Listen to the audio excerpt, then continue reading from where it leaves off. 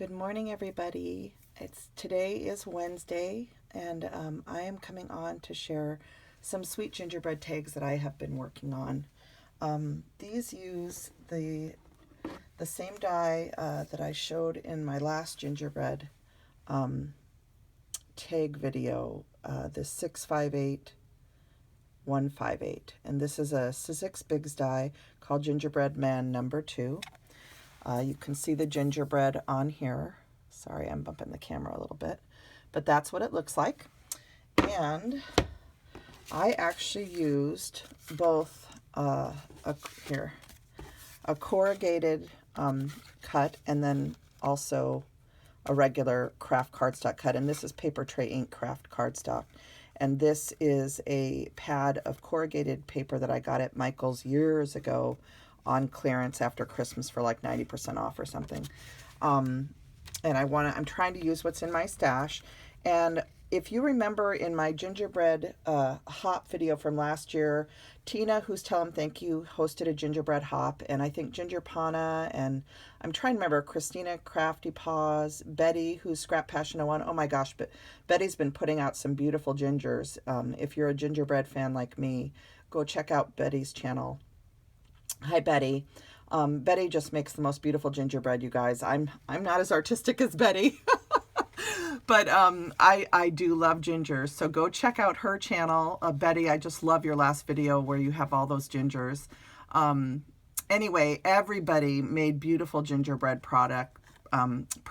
So Tina and Ginger, I think Christina, Betty. I can't remember everybody that was in the hop, but if you go back and find the video on my channel, you'll be able to see all the gingerbread link ups and all the tags that everybody made.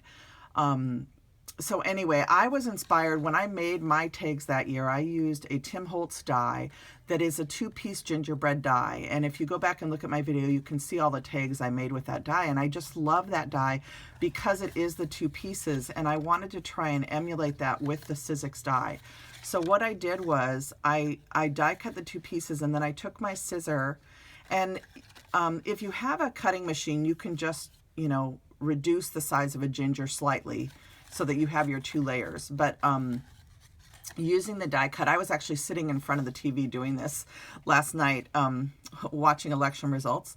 And anyway, I wanted to show you what I did. So what I did was I just hand cut around it all the way around like you're peeling an apple, a thin 1/4 inch margin, okay? And so that allowed me to come up with a tag that's 2 layered like this. And I just think this turned out so sweet.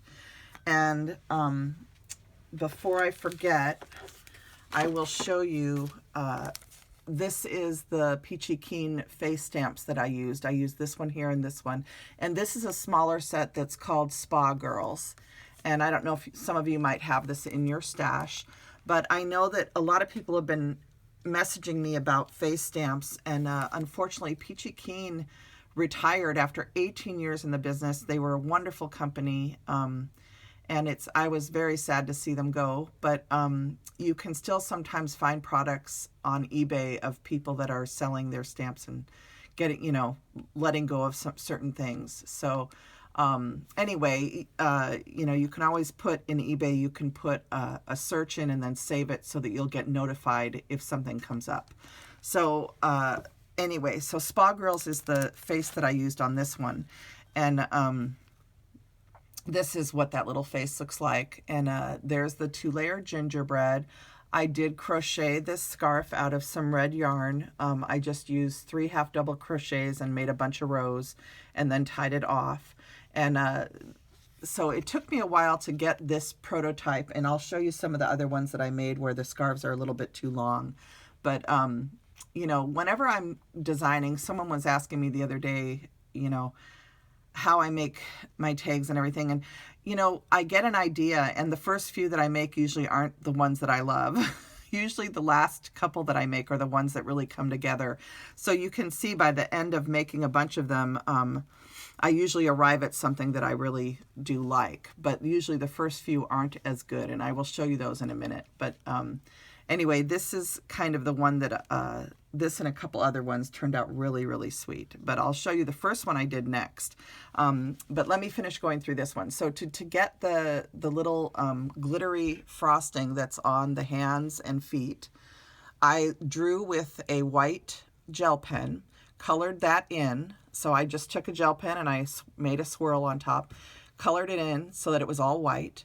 Then I went over that white with glue, using a precision tip glue bottle. I usually use Tombow Mono, but I also have, I also sometimes will use this art glitter glue. And there's one that dries clear and one that dries white. And the one that dries white is the one you would want to use, which is upstairs right now. So it dries white and it'll make the frosting show up better. But I use Tombow Mono on this particular one. And so you go over it with the glue and then just dip it into a bowl of glitter. Okay, and then let it dry. So usually what I do is I prep the ginger, then I stamp the face, then I do the glittering, the gluing, etc. And then I let it dry. And while it's drying, I prep all of the stuff that's going to go on the ginger. So that was when I was doing the crocheting and coloring of these wood pieces with Copic markers and adding white ink. So I do all that and then I put everything together once everything's dry. So I did emboss just a panel of cardstock that was cut with a scalloped border with some snowflakes, and I did add some trees with some white ink on them also, and I used unicorn white ink from Hero Arts, if you're wondering. And you could use any tree die cuts that you have in the background just to give it a little more of a Christmassy feel. And then I lined the back with another color cardstock that could be written on, and but I really think these might be cute just to hang up on a tree, or even, you know, to use as an ornament, or to even put in your, you know, in your little kitchen area on a windowsill or something like that. And with the hanger, you could also just hang it from something, a cabinet knob or somewhere in your house where you want to put a decoration. So these just turned out really cute. I'm going to show you the very first one I made. This is my prototype. And in this one, you can see I was playing around with some, just some ribbon that I had for the scarf. And I used a polka dot ribbon, and I kind of fluted the edges of it to make the scarf. And I used this one, I used a Mary die cut with a wood wreath in the background. And I forget who, somebody sent these to me. I think they were from, maybe these are from the Target dollar spot, I don't know. But I just had, I wish I had more of these in my stash. I don't have any more. I only had, I think, 1 or 2 of them. And they're gone now because I used them. But anyway, I do like these wood pieces, but you could also just take a paper die cut and stack it 3 times and glue it together and get the same look, you know, and then just color it red or use red cardstock on the top layer and add your white ink. So lots of possibilities with what you might already have in your stash to create the same look. But I think this is a cute little polka dot scarf, but I got the idea after I did this, like, why am I not just crocheting a scarf? I know how to crochet. So that was where I went. I jumped from that to this, but I'll show you the different scarves I crocheted as I worked through making these. Here's one that's in pink for all of you that love the shabby chic look. This one, this was one of the first scarves I crocheted, and this is with that sparkle yarn, and it's actually a little too thick. And it's just a little too puffy, I think, although I think this is really cute and it looks warm and fuzzy. I think if I had only done 2 half double crochets instead of row of 3, that might work. So I might try it one more time and just try to make it smaller. But because this is the sparkle yarn, it does kind of have a higher profile to it, if you know what I mean. It's just thicker. So I think it'd be better to try a different yarn. So I'm going to look around and see what else I have in my stash to make some other colored scarves. But I had so much fun adding crochet onto this that I think it's something that I will be doing.